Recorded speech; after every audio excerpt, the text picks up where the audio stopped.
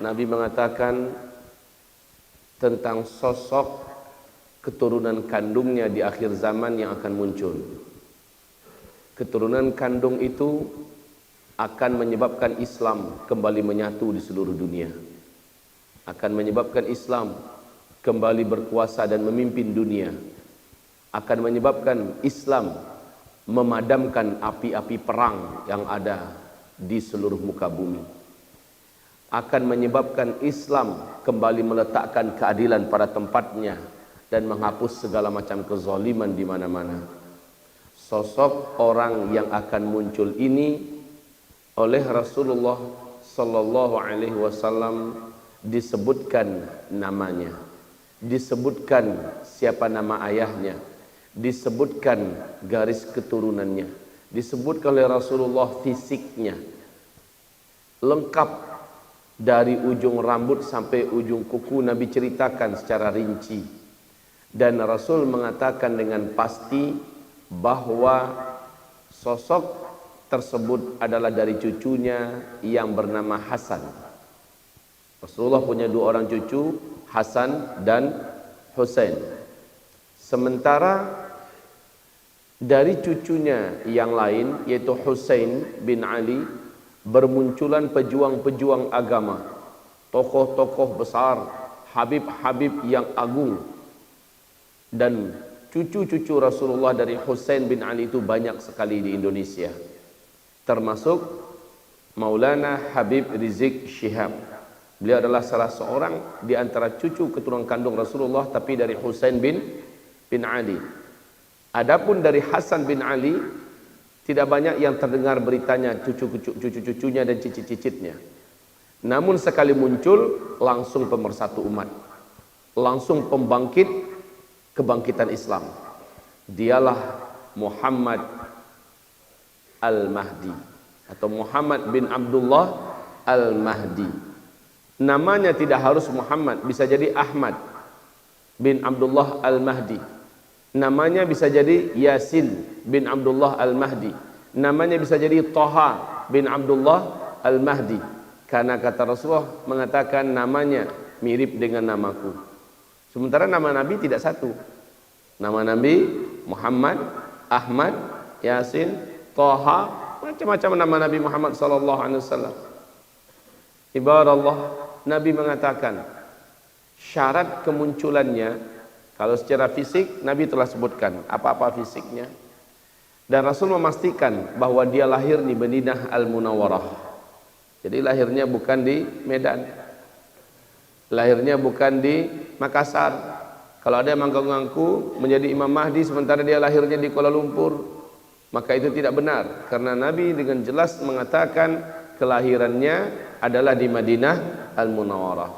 Lingkungannya dan sejak kanak-kanak sampai balita, sampai remaja, sampai dewasa dihabiskan di Madinah Al-Munawwarah. Dia hidup di tengah-tengah para alim ulama. Akhlaknya sama denganku, kata Rasulullah sallallahu alaihi wasallam, tetapi dia tidak mirip denganku di segi fisik.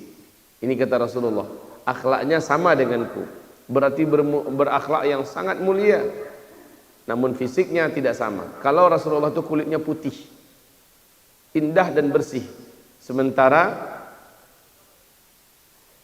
Muhammad bin Abdullah Al-Mahdi berkulit coklat gelap mengarah ke hitam-hitaman. Kalau Rasulullah rambutnya hitam, ikal dan sangat lebat, sementara Al-Mahdi warna kulitnya pirang. Ini kemudian Rasul mengatakan alis matanya seperti bulan sabit, hidungnya sangat mancung dan tulang hidungnya lurus, bibir atas bibir bawahnya sama tebalnya tapi indah dilihat, ideal. Giginya tidak ada satupun yang maju ke depan atau yang mundur ke belakang, rata, dan setiap gigi dengan gigi yang lain dapat dimasukkan sehelai benang. Dahinya lebar dan dia tidak fasih melafazkan huruf ra. Dia tidaklah terlalu tinggi dan juga tidak pendek. Dadanya bidang, bulu dadanya sangat lembut. Perutnya tipis. Ideal tidak kedengarannya? Iya. Dan Rasul sallallahu alaihi wasallam mengatakan usianya saat dibaiat nanti oleh umatku, orang-orang pilihan di Mekah di depan Ka'bah adalah di usia aku diangkat oleh Allah menjadi nabi dan rasul. Artinya di usia 40 tahun. Tapi di hadis yang lain Nabi mengatakan dia dibaiat oleh umat menjadi Al-Mahdi mendekati 40 tahun. Ada dua riwayat. Satu riwayat mengatakan di usia 40 tahun, di riwayat yang lain Nabi mengatakan mendekati usia 80 tahun. Baik kaum muslimin yang kami muliakan, Rasulullah mengatakan kemunculannya ditandai dengan turunnya salju di negeri Arab. Yang kedua, kemunculannya ditandai terlebih dahulu dengan hebohnya seluruh wilayah Jazirah Arab dalam fitnah-fitnah pertikaian, kegaduhan, dan kemunculannya ditandai dengan terjadinya pertumpahan darah, fitnah peperangan yang sangat hebat di Syam, Syria, Palestina, Lebanon dan Yordania. Kemunculannya ditandai dengan terjadinya pencaplokan Masjidil Aqsa dan Palestina oleh Yahudi, oleh Israel, dan ini dilakukan oleh Donald Trump. Donald Trump yang mencaplok Palestina hari ini, tepatnya Yerusalem. Itu tanda-tanda kemunculan Al-Mahdi. Kemunculan Al-Mahdi oleh Rasulullah SAW ditandai dengan terjadinya perselisihan hebat di tubuh keluarga kerajaan yang memimpin Mekah dan Madinah. Mekah Madinah cuma di Arab Saudi. Maka saksikan apa yang terjadi sejak 7 November 2017 di Arab Saudi sampai sekarang.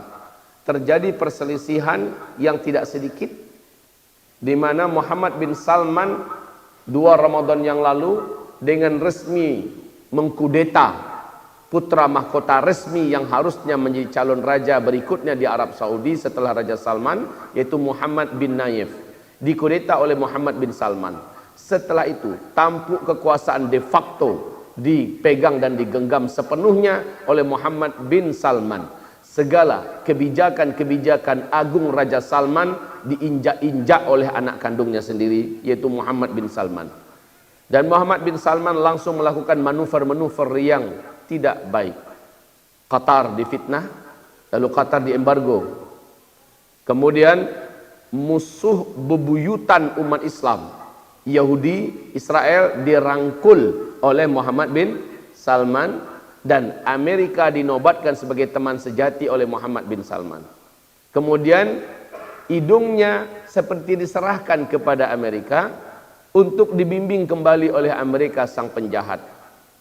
Ini yang dilakukan oleh Muhammad bin Salman. Setelah itu modernisasi dan liberalisasi dilakukan secara terbuka dan gila-gilaan di Arab Saudi, menyelisihi 100% apa yang dilakukan oleh sang ayah yang mulia, Raja Salman.